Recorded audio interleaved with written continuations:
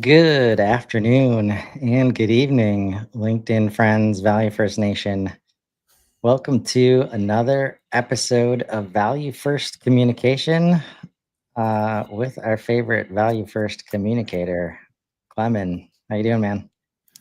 Doing good. Good to be back after 2 weeks off. Feels good to be back. Super excited. Super excited about the topic we'll be talking today. Yeah, Uh, but it was so, good to disconnect, I hear. Yeah. yeah. It definitely was.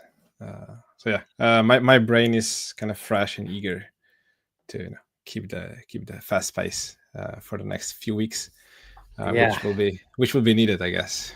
uh, it will be. I mean, we got Data Summit next week on the 28th, Inbound the week after that. And then no No one reason to knows what's expect coming. it to slow down after Yeah, that. Um, yeah.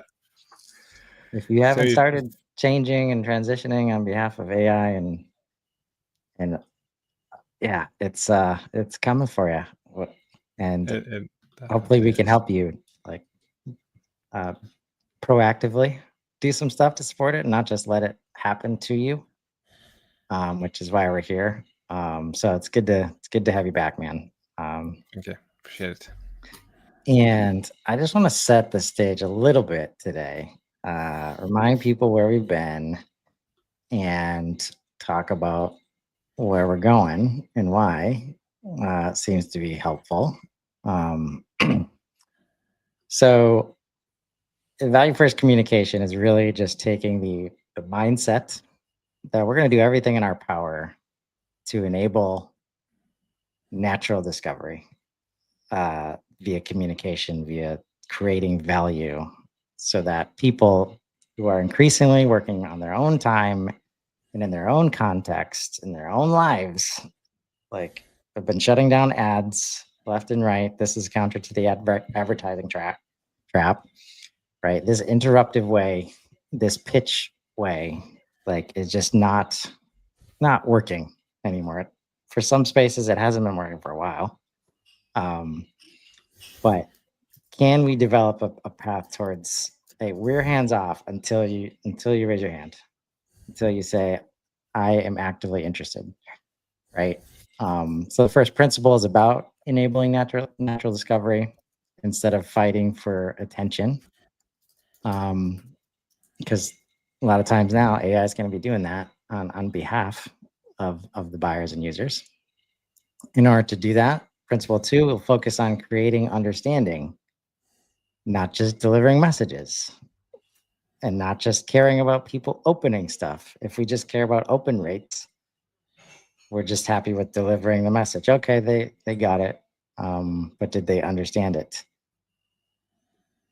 Uh, Very hard for people to understand and consume content when they are not in the right frame of mind. It's not the right time. They just had something else be prioritized in their life, like contextually, right? So respecting context and timing in all communications. And you say, how do you do that with people you've never met before? Well, you hang out in the communities where they're at. You hang out online. You hang out on LinkedIn, right? Um, this world of being able to hyper target with the right messaging at the right time. Again, getting harder and harder and harder.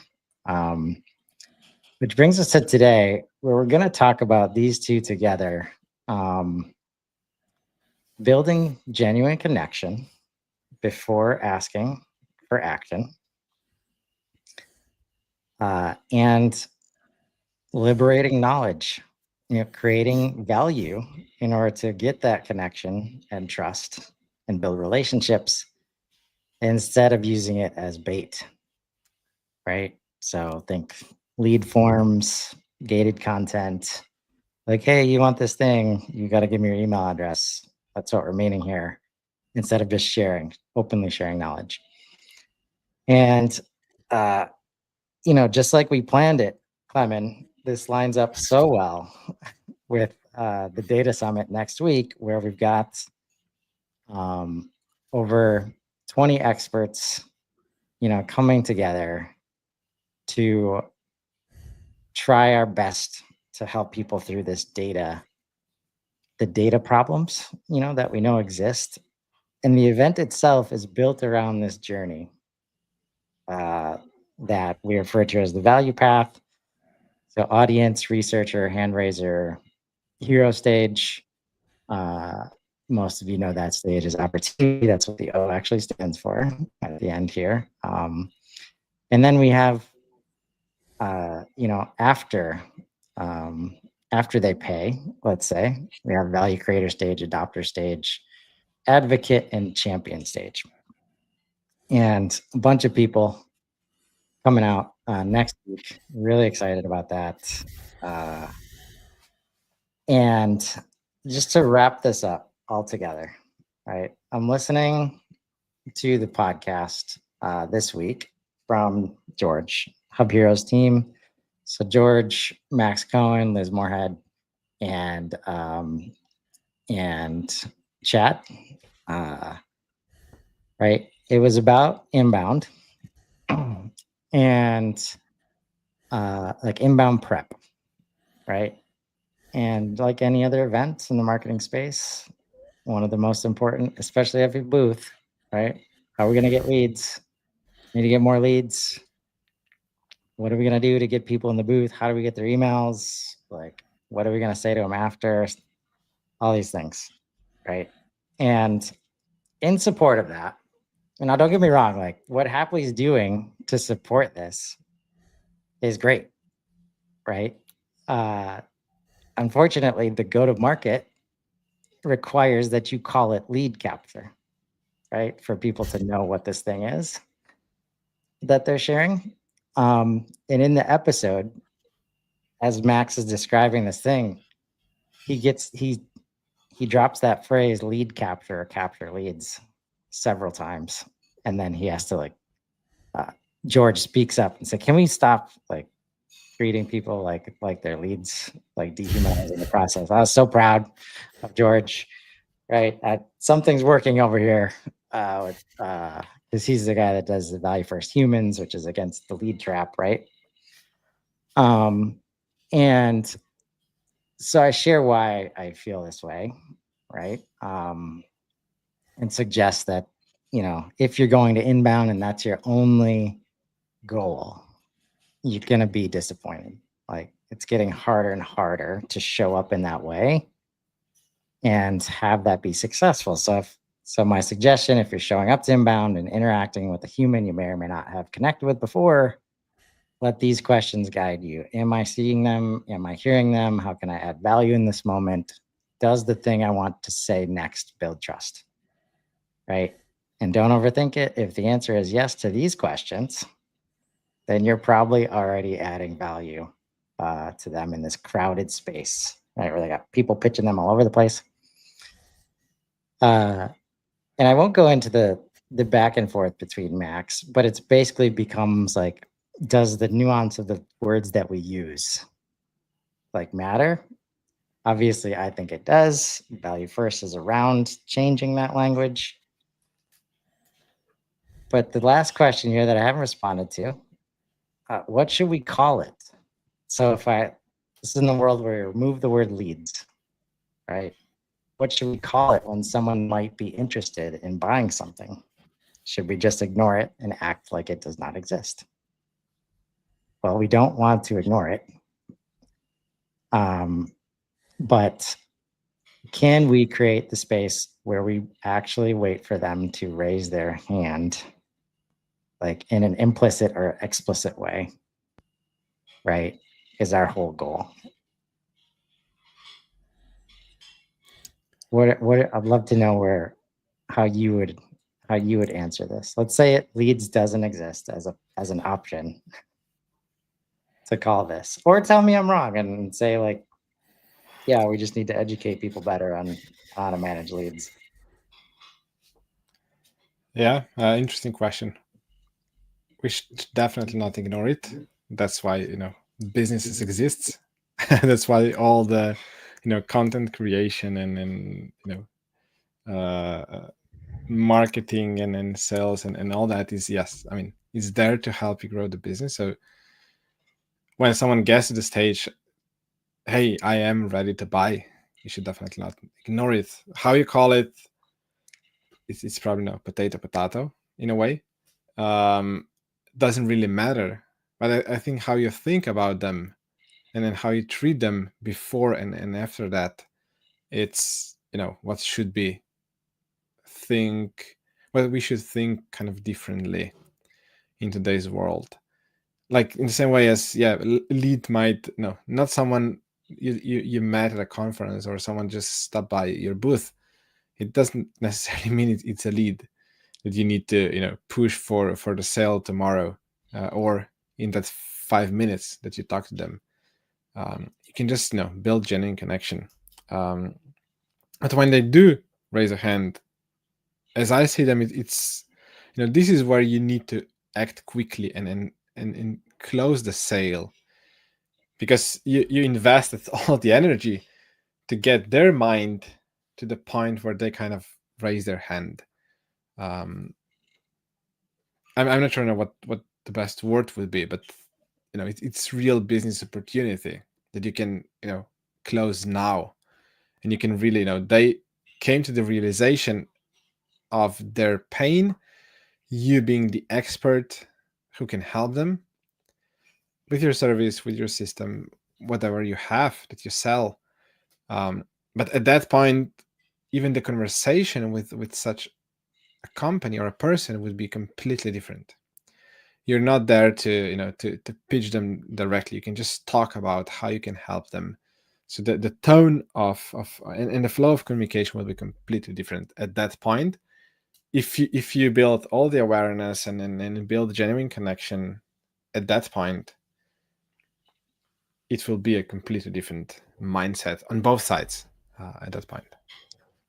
Yeah, on both sides, I think is key here. And just to pull this back up, I mean, like, I know how Max operates. Like, he views this exactly the right way in terms of I get what he's saying.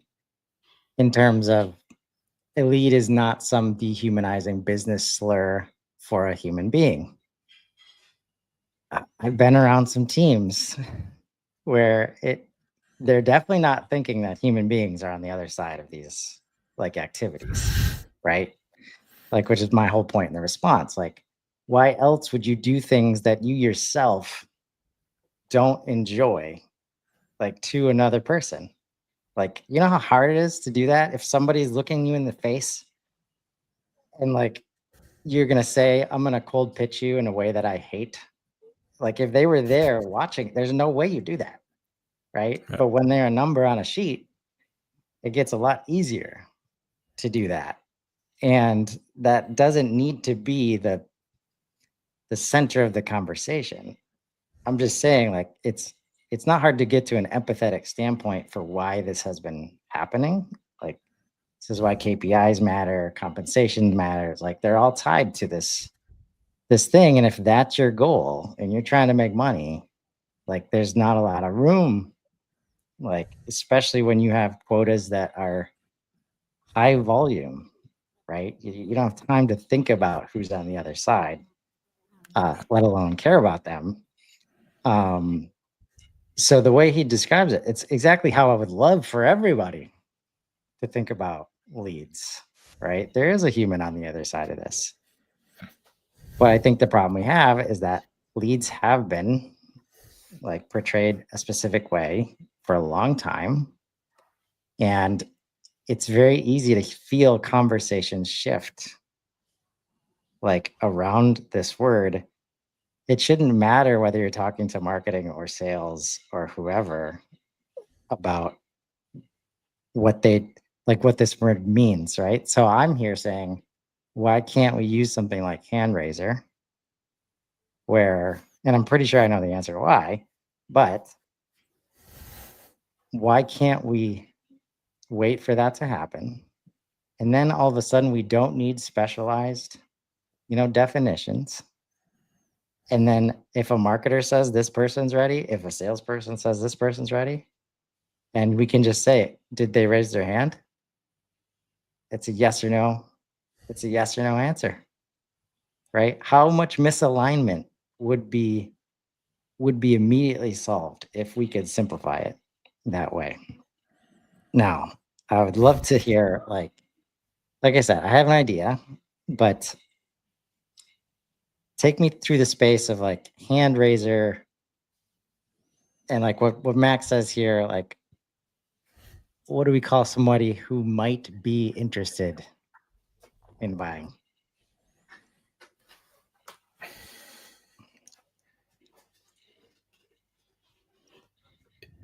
I mean, hand raiser is part of that equation in a way, as I see it. And these are the ones who would, the typical inbound lead who gets at the stage of, hey, I'm ready to buy. I'm in the shopping mode. I just need to decide what to buy. This is, I guess, the typical hand raiser in that sense.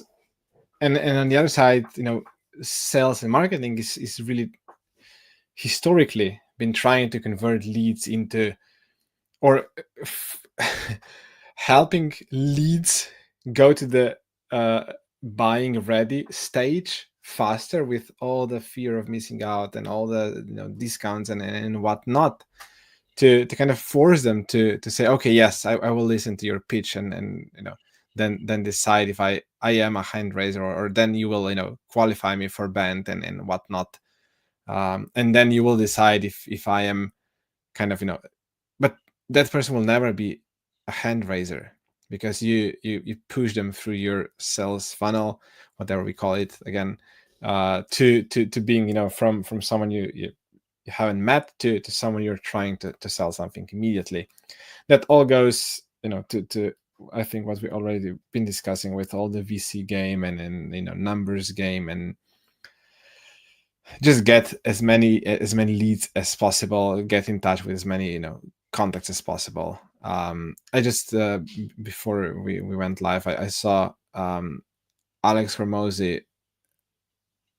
He sent 3 million cold emails to push his new book to get to the best selling in 24 hours or something like that. I mean, that's, I know.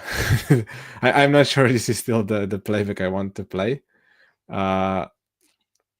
This is the hard part. This is why I want to take drastic action, because the numbers game still works like on some level, like his level. This is where it's like just elite becoming more elite, right? Because they have brand equity that you will never have. Yeah. Right. And they have the audience that you'll never have. And he's only sending 3 million emails because that's probably the size of his audience. Yeah. Right. And he's been doing this a while. Right. So I'm super interested. I was surprised. Like I've done a decent job of kind of not paying attention to that whole motion, but it's hitting LinkedIn now. And we've got people posting about buying books and all this stuff. And that's going to keep happening because it's been the play like forever. Right. But I have a feeling, and again, like trying to help people transform, not optimize, like AI, it just doesn't work with the math of how AI focuses on value and efficiency. And by the way, nobody likes it. Nobody wants to be a buyer in that funnel unless you love the person doing it to you. It's so interesting to hear these people, like they're bought in. Alex Hormozy has built the connections, the network, the trusted relationships. And so there's like, it's kind of, people are enjoying like, send me 20 emails in one day, please. Like, I'm here for it. Like, and it's like, oh no, like, it's like the example that we want to be setting here. I'm not sure this is the example where we want to go in the future. And we had a similar discussion over lunch with my CTO today. completely unrelated to sales and marketing, but to cloud infrastructure and in how you develop a software, you can take a look at how Google is doing, and you can say, okay, we should do it as a small company as Google is doing it, because if Google is doing it, this is probably the right way. But no, I mean, Google can do it because of its size and because of the structure and because how they operate as a company and the level where they are. The same goes for A/B testing. Yes, Google can do proper A/B testing on their search and all that, because they have hundreds of millions of queries a day, so they can actually have data. You as a small business, you operate at a completely different level, so it doesn't necessarily mean you can do that, and you should be doing as Google is doing. And the same goes, I think, for if Alex Hormozy is doing it, I'm not sure this is something others can and should be doing, because the brand is there, the recognition is there. He built trust. He was building trust for the past 10, 15 years. You're not there, so you should operate differently and change kind of the behavior, the approach to everything. Because I don't think any one of us would like to get 10 Alex's clones sending us 10 emails a day to have just 100 emails in our inbox, cluttering it 10x more than it's already doing. I mean, I personally don't want to live in that world, and then in that kind of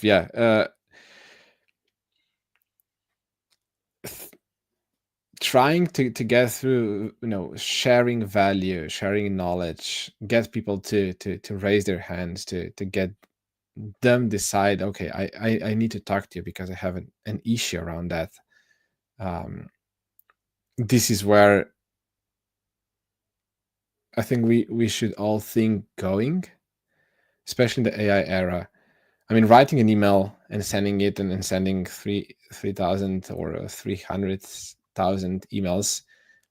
I mean, let's hop on a call. I'll tell you tomorrow how to do it technically.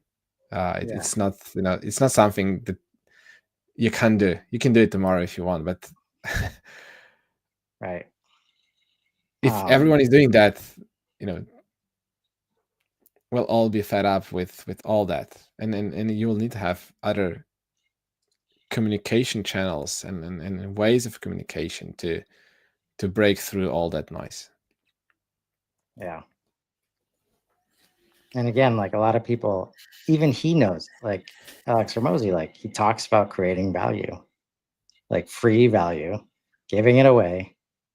He's built up 15 years like of value and trust, so he can do it in ways that most people can't. So instead of waiting for that to happen, we do the other thing, like the tactic of sending emails and have not shown the value, and then wonder why it doesn't work for us. I think deep down we know why it doesn't work. It's just it takes work and effort, and that like brings us back to these principles, right? Like building connection, like meaningful relationship, not just like connect, like, oh, we're connected on LinkedIn.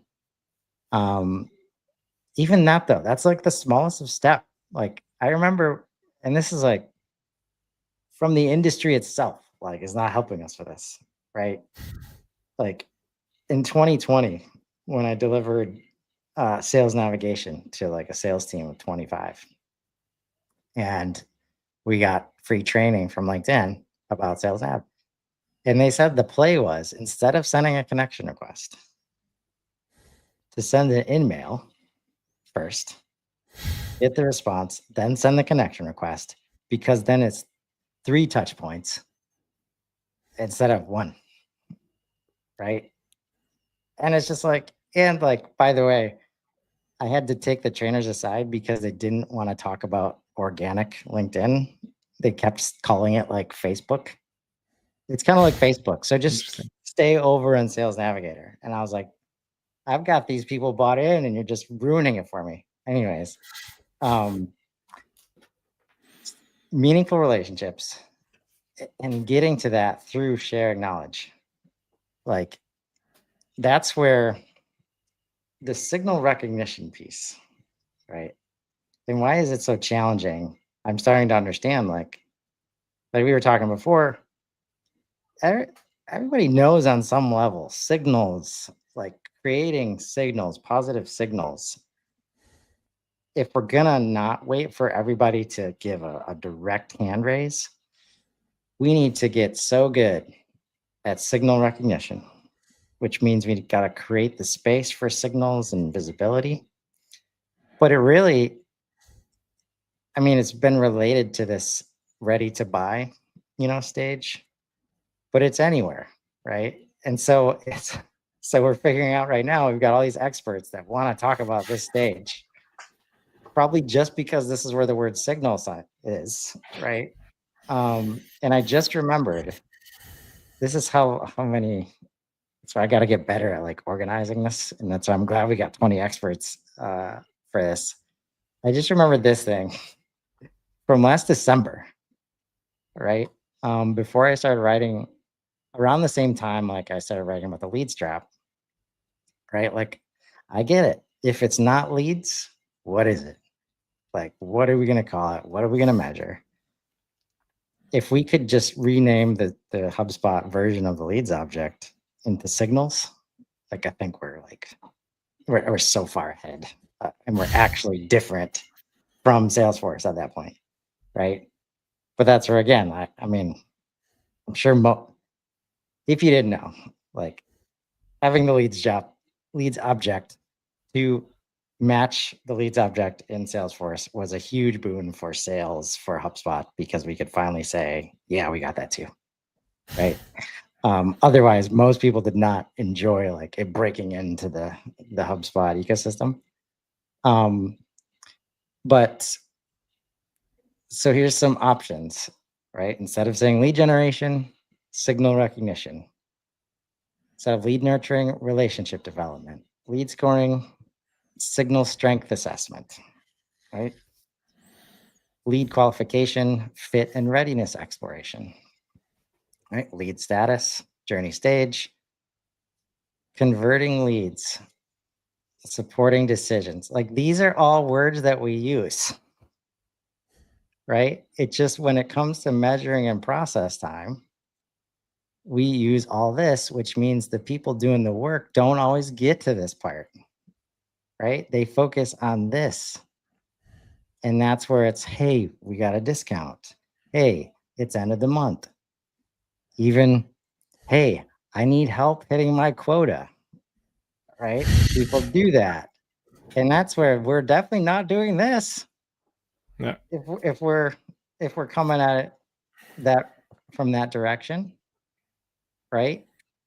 And I feel as long as this word's in play and it's in KPIs, like it just makes it hard for teams to be able to say, I want to focus on this instead, when I know lead scoring, like we bought HubSpot to help with lead scoring, right? So now everybody's got this thing in their mind. Okay, we need to get really good at lead scoring and scoring leads instead of helping people buy, right? I would say no. The chat. Why that's still happening is because the things on the left, it feels it's so easier to measure, and then have them as KPIs and track them. Where things on the right, even though it's more or less the same, but the mindset is different. Yeah. Hard to put someone's salesperson's KPI on how many people did you help support decisions, where you can easily say, okay, how many leads you converted from stage A to stage B. Right. I was just having a discussion line with that with one of our users. We've been talking now, okay, which person we should use for a specific outreach to a set of people, for post, I think it was post webinar. My first assumption was, okay, just use one of the sales reps name. It doesn't matter. You can then manage those responses on that inbox, if you will. And then who takes the call, I mean, let's just send a scheduling link and then whoever takes it. But then, you know, the pushback was no, but if all the responses are coming to one inbox and then half of them are booked for another sales rep, then what do we measure? How do we report who is, you know, responsible for what communication, for which leads, where the attribution goes for you know, for quota and all that? It will be messy because we're not sending from the right inbox under the right name, and then lead attribution and whatnot will be broken. Then reporting will be off, and then I will have, you know, the sales leader asking me why the data is off, and then the data will be bad, and so forth. So it is, in a way, I would say, yeah, the measurement of that is hard. Yeah. We had, you know, a lot of those discussions. You know, how do you measure the you know, the value of one post or one comment, or it's really hard to measure and to say, okay, I made 5 comments, really valuable comments. I spent 30 minutes writing them. It's hard to attribute to anything directly and say, okay, this, because of that, I deserve, you know, a paycheck end of the month. Where if I say, okay, I booked five meetings with leads on my lead list, then this is measurable. Yeah. Man, you just reminded me of something that was maddening during that sales navigator like situation. I think we might have touched on this before, but like going from physical communication and territories, right, to digital. And one of the challenges to getting salespeople to engage on LinkedIn and post was, okay, I'm responsible for Michigan. What if somebody from Texas comments and says they want a demo? Like, I don't care about that guy. It's Like, how do we hand it off to this other person? Right. And that's the kind of stuff where it's like, I don't think they don't mean anything by it, but literally it's not going to help them get their job done. Yeah. Right. What they've been asked to do, what they're commissioned to do. So it's easy to see like every minute's valuable.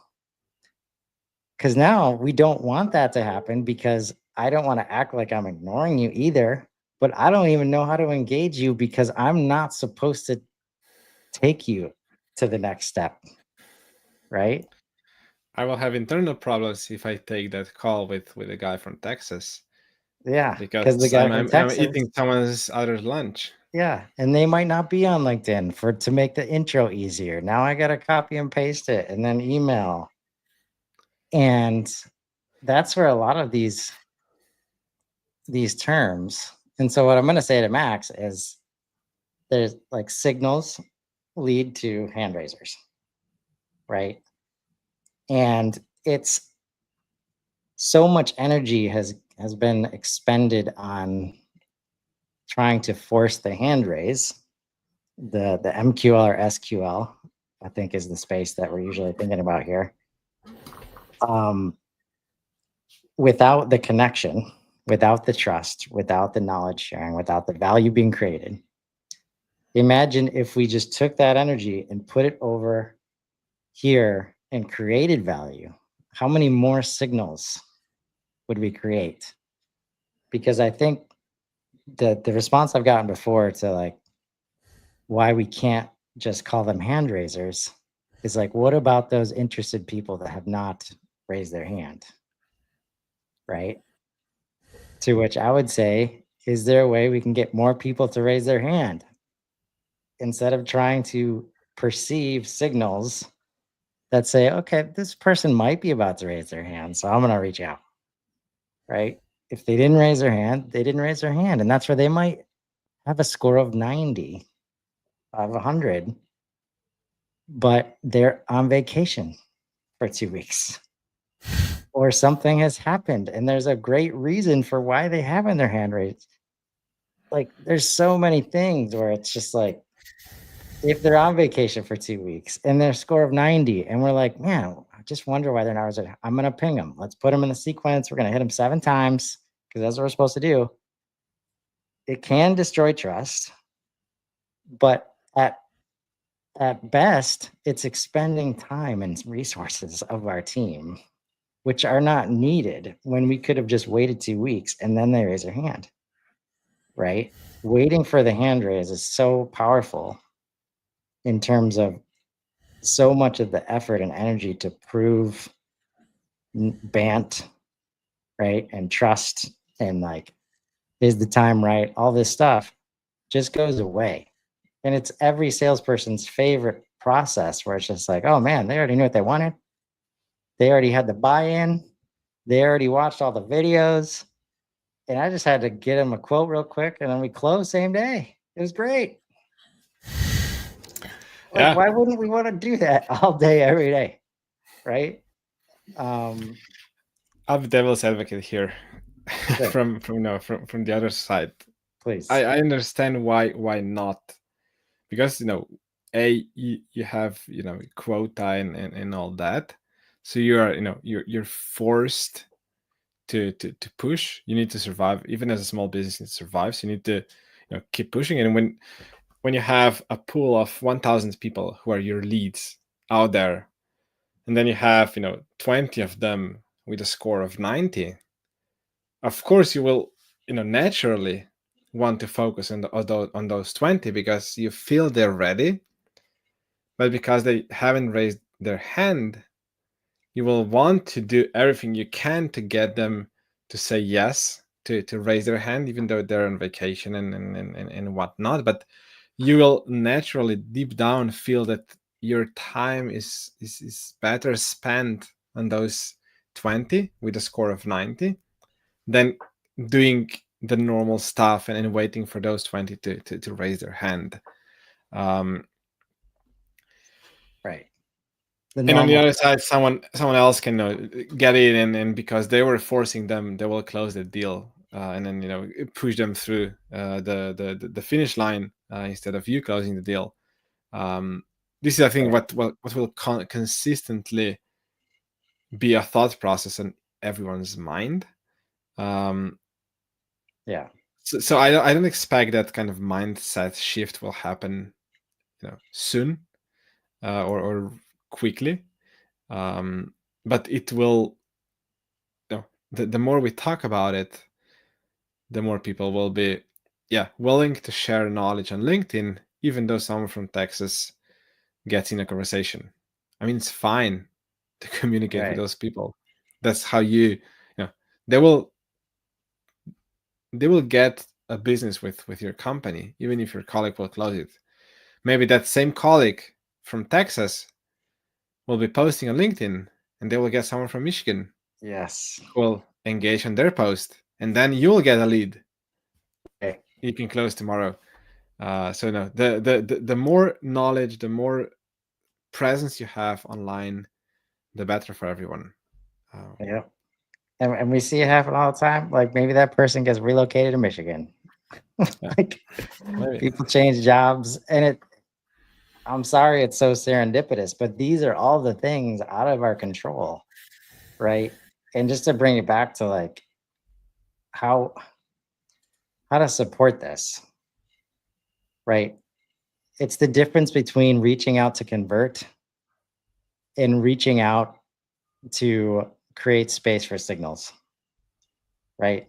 Where I think ABM is probably a good framework to think about this under, where what comes to mind is if I know those 20 people are out there and I know how to get in front of them, and I know that they hang out on LinkedIn, can I create a VIP webinar or event that's going to be very hard for them to resist, like just showing up for free and adding value, and 10 people like just registering for that event? It's going to be so targeted, so specific, like that gives them opportunity. It's a proactive way of getting them to raise their hand. without calling and pitching and qualifying, right? Here's this thing of value. Are you interested? Are you showing any sign of life? Right? And if yes, now we have a much more recognizable signal to move you down, right? And then those are the things that it's like, okay, then right after that, they went to the pricing page. Okay. Right. Now we've created this space for true recognition and not like wishes, like hopes and dreams in terms of why people are showing up on the pricing page. And that leads to things like when these interactions are happening out in the open, it gets easier for salespeople to say, oh, these conversations are okay, like out in the open. There's so much value to be gained beyond the hand raises themselves because the feedback loop is faster and just all these things that we've been doing behind, closed doors and feel like we got to have the perfect message ready because we know how hard it is to get into somebody's inbox and we got to get lucky. And if they open it, it's got to be perfect, right? Instead of just showing up, where they're at and then putting energy towards getting really good at reading, those signals, right? That's at the heart of this event next week, right? All the different, knowing where they are in the journey is one of the most valuable things you can know beyond demographics and like all the usual things that we're looking for. And it requires one, understanding how to understand where they are, but then understanding what signals can get created at those stages. So I think we're going to have a hard time not just turning this into like the signals event, honestly. And maybe that's what it needs to be, because I think this is the change. This is the transformation that a lot of people have already made and proven that it's worked. It's just a little bit of effort and strategy has to go into it. And I'm excited for next week, man. Me too. I'm super excited. So many experts talking about, more or less in line on the same topic. That should, if nothing else, everyone attending will have a completely different state of mind going to inbound, and then be prepared for everything that's going to happen there. So yeah, everyone is, I think, welcome. You don't need to be there with us for a whole day. It will be 8 hours long event. Yeah, not expecting that. For sure. Not expecting that, but sign up, register. Get access to all the resources, on-demand content.